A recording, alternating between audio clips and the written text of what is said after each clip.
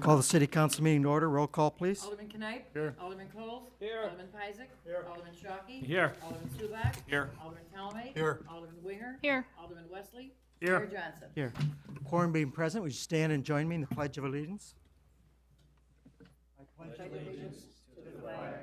the United States of America and to the republic for which it stands, one nation, under God, indivisible, with liberty and justice for all.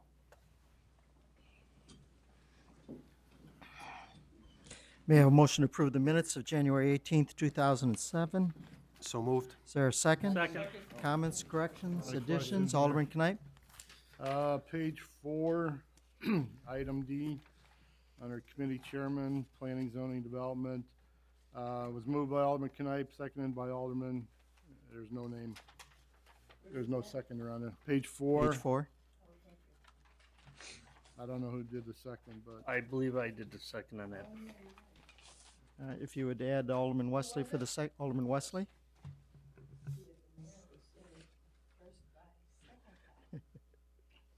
Any other comments, corrections, additions? All in favor, say aye. Aye. Opposed, motion carries. Bills, Alderman Winger. Thank you, Mr. Mayor. I'd like to make a motion to approve a list of bills dated February 1, 2007 for $198,234.55. second, On the question? Roll call. Alderman Knight. yes, Alderman Coles. Yes. Alderman Peisig. Yes. Alderman Shockey. Yes. Alderman Subak. Yes. Alderman Talme. yes, Alderman Winger. Yes. Alderman Wesley. Yes. That passes. Do any citizens wish to address the city council this evening? If so, if you go to the podium and give us your name and address, Mr. Butis.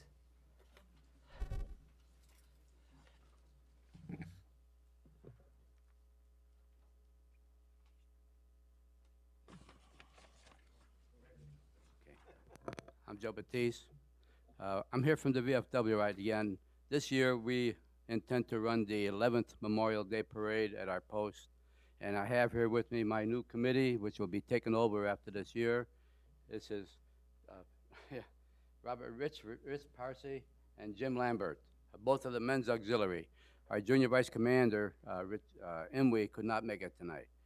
But we're hoping that the city will continue to service the way they have done in the past with the city services and also the closing of the streets and any type of monetary thing you can give to us. Like I said, we appreciate it because the cost is going up.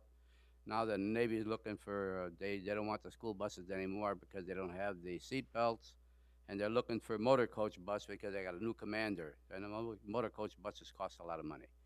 Anyway, we're going to try to do our part of it also. We're going to go out and send a letter out for donations in the city area. We're going to use the Chamber of Commerce book, and we hope that we get something like that to help us offset the cost at the club where we cook over 1,000 pieces of chicken. We have open house and so forth.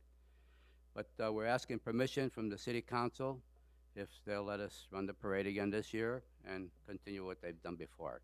My committee over here is working very close with me right now, and they're doing most of the work. I'm just guiding them on it. And they will be taking over after this year. I think 13 years for myself, 3 in Bensonville and 11 over here, 10 over here is enough. Okay, this is what we're asking for. Joe, I thought you were just going to go on forever. No. I got enough.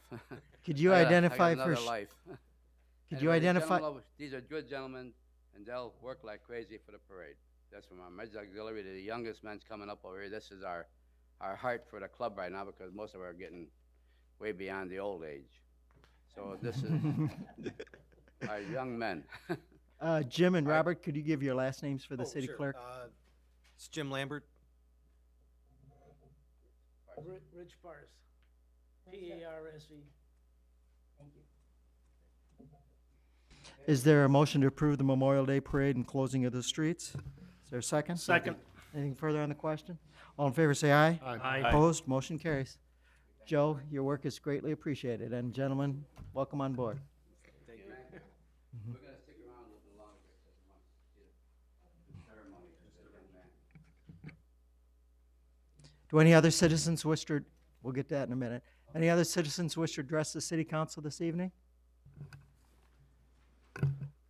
If not, I do have one written communique. Dear Mayor Johnson, On Sunday, January 7th, 2007, at about 4:30 p.m., I developed incredible pain in my chest. My husband gave me a nitroglycerin pill. I called 911.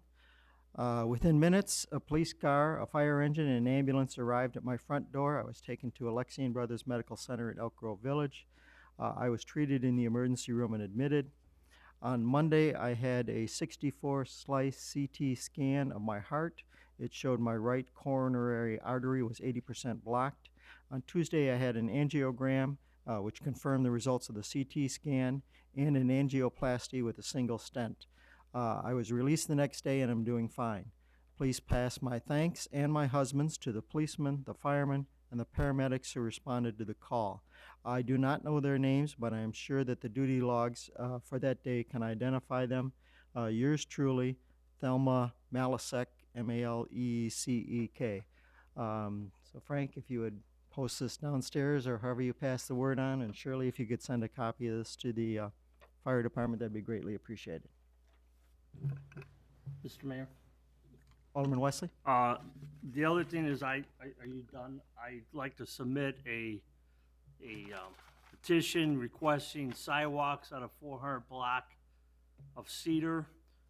As you know, we are planning on doing Cedar already, hopefully this year, the 300 block. The 400 block requested the sidewalks because they are going to be in the area, and they figured it would just be necessary to go.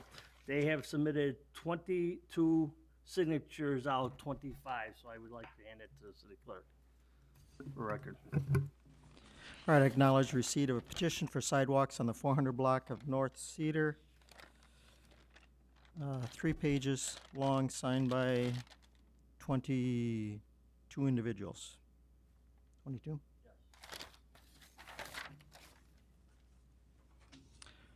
That brings us to Mayor's report. Chief? Thank you, Mayor. If I can have the six police personnel up here, Terry, Mike, Bill, Eileen, and let's see who else I'm forgetting. Mike Campbell's not here. Chris Banazinski. If you guys can step up over here, please.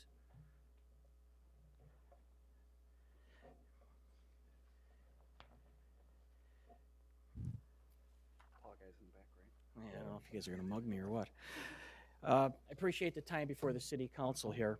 We had a pretty significant year in 2006 at the police department, and I'd like to bring the efforts of several of our police officers to the attention of the city council and also the citizens of our community. I'd like to start off first with our 2006 Police Officer of the Year. We hold this program. We've been doing it since 1999 in conjunction with the VFW. Unfortunately, Officer Mike Campbell couldn't be here tonight. He has open house for his children, and that was a little bit more important. However, on the 22nd of February, the VFW will be presenting him a plaque. Also, his name's been added to the plaque down in the police department with regards to the honor that's being bestowed upon him. Once again, 2006 Officer of the Year, Officer Mike Campbell. And with regards to Officer Campbell, he was commissioned as a police officer with the Wooddale Police Department in March of 1998. He was similarly honored as an Officer of the Year by the command staff of the Wooddale Police Department in the VFW Post 1249 in 2004. Besides Officer Campbell's regular duties as a patrol officer assigned to the first watch, which was from 11 at night to 7 in the morning, he has demonstrated his abilities by leading other officers and members of the department to aspire to higher levels of professional performance. He is highly visible in our Honor Guard program and assuming the role as a bagpiper. He also has recruited other younger members to assume responsibility in this function and demonstrates organizational and civic pride. Officer Campbell has attained the rank of Master Police Officer and assisted with overseeing his assigned shift as officer in charge.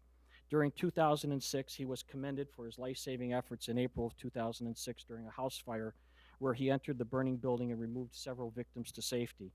Officer Campbell has also been extremely effective in his enforcement of driving underneath the influence laws. He has personally been responsible for the arrest and successful prosecution of 115 impaired drivers over the last 3 years and has assisted other officers in successful techniques and identification of drivers and evidence preservation in support of these arrests and court testimony. Removal of these drivers from the roadway has made our community a safer environment and protected other motorists from potential harm. In all 3 of these years, he has led our police agency in professional performance and serves as an example to all the members of the Wooddale Police Department. And with regards to Officer Campbell, I can just say that there's nobody that puts up a better effort than Mike, and he really serves as an example to all of us, and he will be honored on the 22nd. I'd like to kind of move down the list here and not take up everybody's time, but our next person that I'd like to kind of highlight is Community Service Terry Zatko, Community Service Officer Terry Zatko.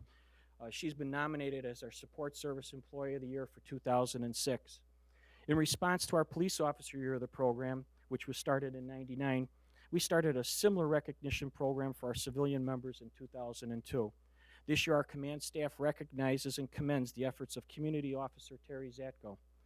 Terry has been with our police agency since 1998 and has resided in Wooddale for the past 28 years.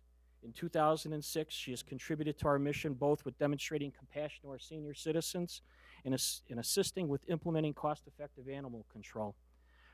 On more than one occasion, I have received calls and letters from family members of seniors who appreciate the compassion and concern Terry has extended to many of their senior family members who live alone in our community. Terry has continually maintained one-on-one contact, networking both with family members and county senior services to ensure quality of life and safety for our senior citizens. In addition, Terry has also redesigned our animal control program to ensure that stray animals are accounted for and treated within the standards outlined by the Department of Public Health. In addition, the costs associated with this have been passed back to the owners of these animals for the services that they've used. In addition, she has helped direct our agency towards limited use of euthanasia by participating with private groups utilizing adopt programs. In many instances, other communities have spent several times more than Wooddale in administering the animal control programs. The cost containment is because of Terry Zatko's efforts. And Terry, once again, you've done a great, outstanding job for us, and we cannot commend you enough for what you've done. Next on our long list here is Eileen Schultz. Everybody might know her as our administrative assistant, maybe as our minutes taker, but she also fills a very big spot in our organization with regards to our public relation programs. This year, she was instrumental in getting us an award from the National Association of Town Watch for our August 1st National Night Out. This last August, Wooddale participated in a national-wide program, National Night Out. This program is designed to build community by bringing all members of local government and citizens together. For the last several years, Eileen Schultz has guided this program by expanding and improving participation levels by citizens and corporate membership. I am proud to announce that the Wooddale Police Department has been selected as an outstanding participant by the National Association of Town Watch for Outstanding Town Watch for 2006. Because of Eileen's coordination and planning efforts, Wooddale has joined other communities such as Orland Park, Bartlett, Mundelein, West Chicago, and South Elgin in this distinction for 2006. Eileen's to be commended for her efforts, which contributed to the accomplishments of our police agency and make it an important part of our community. Eileen, you'll be commended, and also there will be a plaque in our office downstairs in the police department from this organization with regards to our efforts. And it's a big thing putting this together. It's grown every year, and it's because of Eileen. Next, I'd like to get to Officer Chris Banazinski. On September 8th, Chris was the recipient of our Chief's Award of Achievement for 2006. On September 8th, 2006, Officer Banazinski was monitoring traffic on Irving Park Road during the day watch. He observed a vehicle traveling above the speed limit and stopped the car. He observed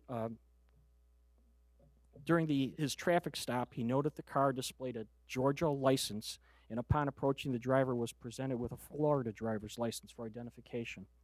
At this point, he suspected that the vehicle, which was occupied by 3 male subjects, may be involved with some sort of narcotics activity, and he engaged the driver with further conversation, inquiring about circumstances bringing him to the Chicago metro area.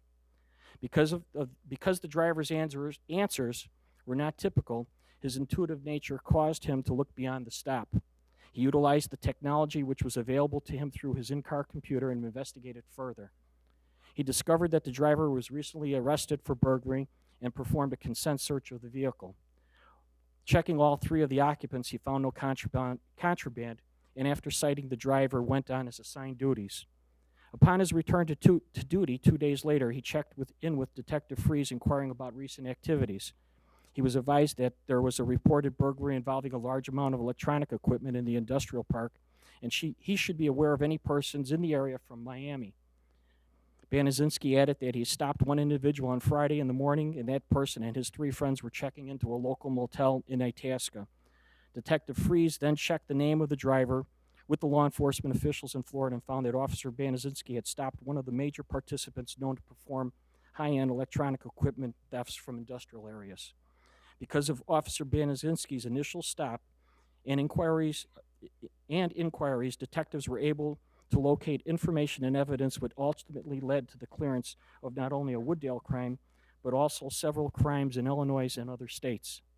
Officer Banazinski was awarded the Chief's Award of Achievement by the Wooddale Awards Committee in December 2006 for his actions.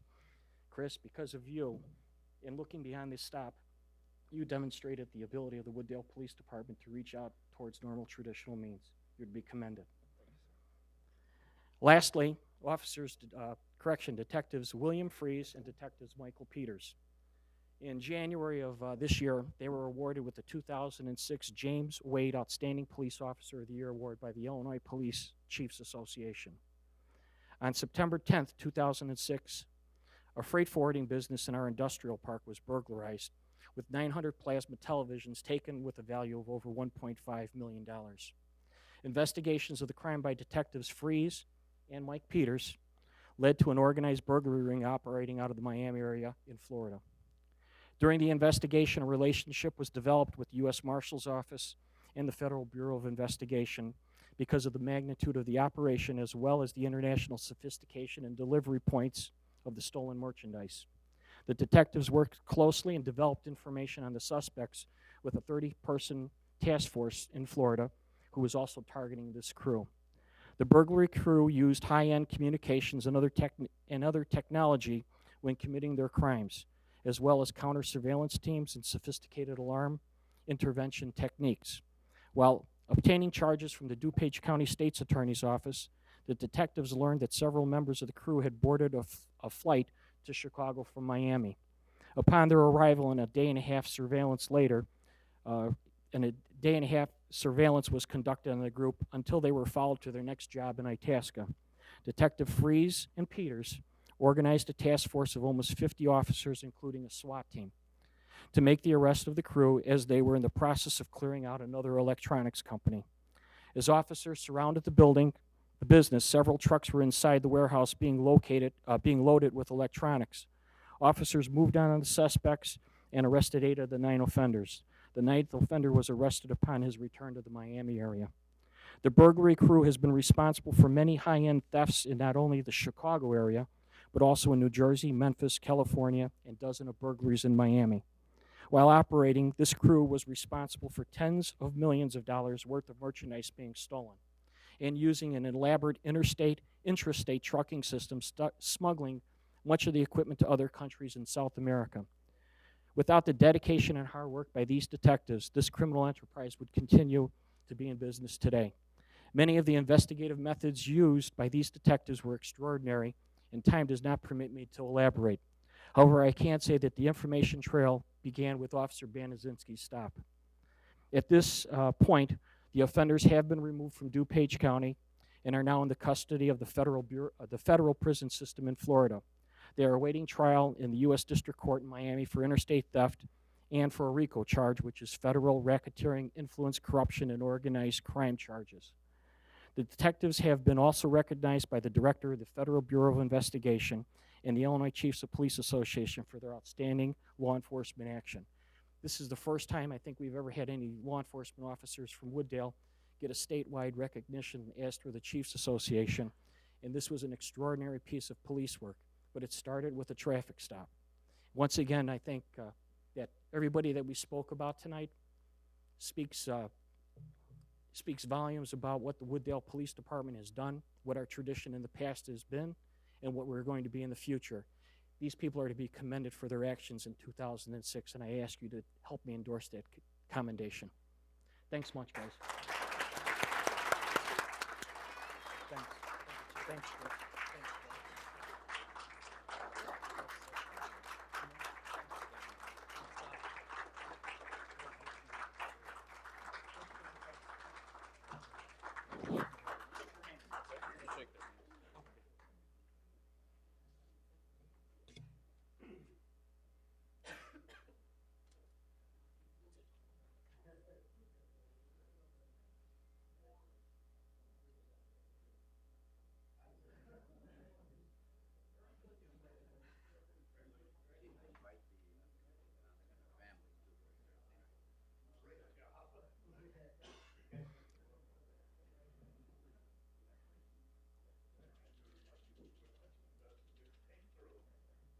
Mayor, thank you very much for your time. Joe Bautista asked me just to remind the council members that everybody is invited to the VFW on the 22nd of February.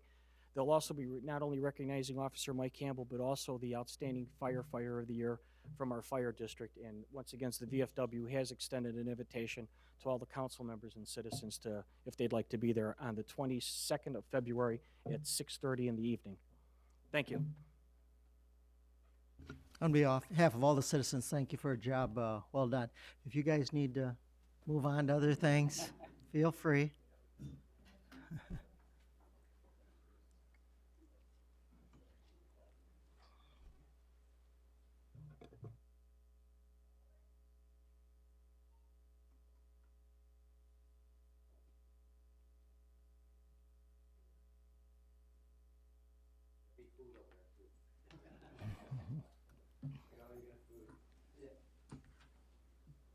Without objection, I'm going to move on to item D.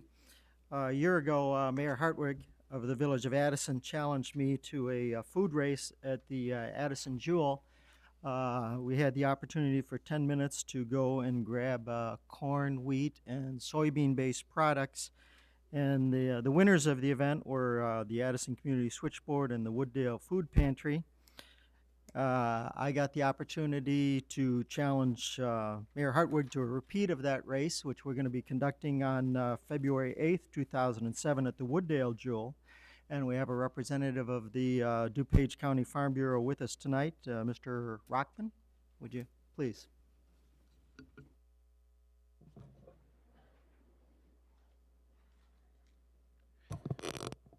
I'd like to thank the City Council and Mayor Johnson for allowing me to be here tonight and explain what National Food Checkout Day and the Race Against Hunger is all about. National Food Checkout Day is why we are having that 10-minute shopping cart race, which benefits the local food pantries. First of all, it celebrates the productivity of America's farms and ranches and the time of year when most Americans have earned enough money to pay for their food bill for the entire year. On average, Americans spend less than 10% of their disposable after-tax income on food for their families each year, and this includes dining out as well. That's less than any other country in the world. In France, they spend approximately 18%, Japan 26%, and India as much as 51%. We realize, though, that all Americans are not so fortunate, and food pantries play an important role in the fight against hunger. And this time of year, especially after the holidays, supplies at food pantries are extremely low, and they need our support and support from city councils as well. And so last year marked the 10th year that the DuPage County Farm Bureau, with help from our Women's Committee, has sponsored the 10-minute shopping cart race. And last year's winner was Mayor Johnson. Congratulations, Mayor Johnson. And as he explained, they're gonna do it again this year. The race will be held on Thursday, February 8th at 1 p.m. at the Jewel Osco on Irving Park Road in Wooddale. This marks the 10th anniversary of the National Food Checkout Day, and we hope that everyone can be in attendance as well. Last year, we recorded about $3,400 worth of food items that were donated to the food pantries in Wooddale and Addison. We appreciate your support and look forward to having you compete again this year. Thank you. Good luck. Well, could use a little luck too, thank you. But thank the Farm Bureau for underwriting the expense of this. The real winners again are the two food pantries of the two communities. It's a fun event, and if anybody's available, I encourage you to come out. And Alderman Wesley, I expect a map of the Jewel Food Store from you, telling me where every corn, wheat, and soy-based product is at. Little home court advantage always helps. Thank you. If we can go back to item B, as you may or may not be aware, I think Maggie Powers is more aware of this than I am. Is it $100 million or $200 million cash surplus the DuPage Water Commission has in its account? $100 million. And I think Maggie actually participated in, along with Mr. Holman, I think perhaps Mr. Williams, suggestions on a 5-year capital improvement plan, one of which would be to reduce their own debt and pay down their own bonds. But even with that, there is the ability for them to reduce the water rates that they are charging us, the city of Wooddale, which then theoretically, hopefully we will pass on to our citizens in reduced water rates. Several of the communities in DuPage County have passed this resolution that I'm placing before you tonight, and I would ask you to adopt a resolution supporting a water rate reduction by the DuPage Water Commission. Is there such a motion? Is there a second? Any questions? Roll call? Alderman Knight? Yes. Alderman Coles? Yes. Alderman Isaac? Alderman Shockey? Yes. Alderman Subak? Yes. Alderman Conley? Yes. Alderman Winger? Yes. Alderman Wesley? Yes. That passes as resolution R0703. I also had the opportunity recently to attend a meeting sponsored by Chairman Schillerstrom in DuPage County. If you'll note the map that was included in your packet, you have some of my comments on the side. I have some additional ones I want to give you. Also attending on behalf of the city was Ross Clicker. This is DuPage County's vision of the benefits that will come from the improvement of the airport. Of course, City of Wooddale stands and continues to stand opposed to expansion of the airport, particularly the 50% increase in flights, and more particularly the 200% increase in homes that will be affected adversely by the sound, particularly of the southern runway if it goes into effect. What you have before you here, though, is as long as we're going to get the aggravation and the noise and the pollution, we might as well take as much as possible economic advantage out of the situation.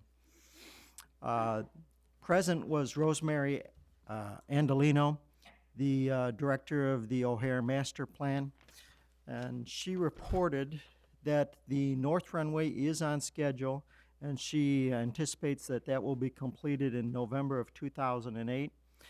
She also understands or believes the extension of the current runway that roughly lines up with, is it Itasca Street? It flies over the north end of Elmhurst Avenue. That will also be complete in November of 2008. That's be extended 2,300 feet further to the west. Mr. Mayor, it's not 2,300, it's 3,000. 3,000 feet further to the west. Purpose of that to accommodate the new two-story aircraft, this massive 600 passenger aircraft that they're going to be bringing online. She did also state that the terminal and the western access is not part of the Phase 1 expansion of the airport. The terminal is in Phase 2. Elgin O'Hare Expressway is not part of the O'Hare Master Plan. That's going to be a separate project. Currently, it has $115 million federal funding for the design and engineering, no funding for the construction of that project. The only thing they're looking at is from the current terminus in Itasca to the western boundary of the airport. They're not looking on completing it all the way to Elgin. As a matter of fact, IDOT has sold the right-of-way from the current terminus all the way to Elgin. This is a suggested plan. IDOT has not signed off on this plan as yet, has not done the engineering on it, and has not identified the funds yet for the Elgin O'Hare Expressway. She further stated that they have preserved a corridor 300 feet in width on the western side of the airport, and they anticipate that the Beltway will be completed all on airport property, and not going west of York Road. It all should be east of York Road. She further stated that the construction you've seen on the trucks, it was moving the berm from the north side to the current south side of Irving Park Road.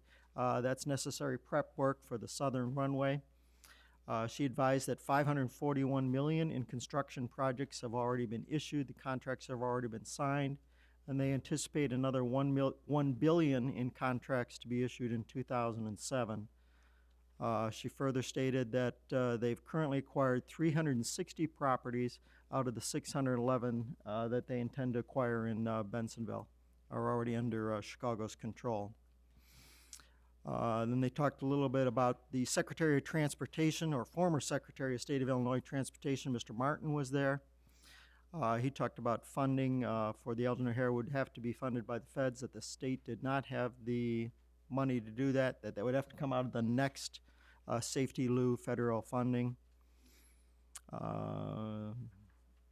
And that pretty much was the highlights of the plan. You'll see in the plan in the front, they are still talking about the concept of high-speed rail coming out of the western side of the airport, a bus line following Route 83, and the western beltway around the airport. And you note they do include the grade separation in Wooddale as part of this project as well. So, for your information, unless anybody has any questions.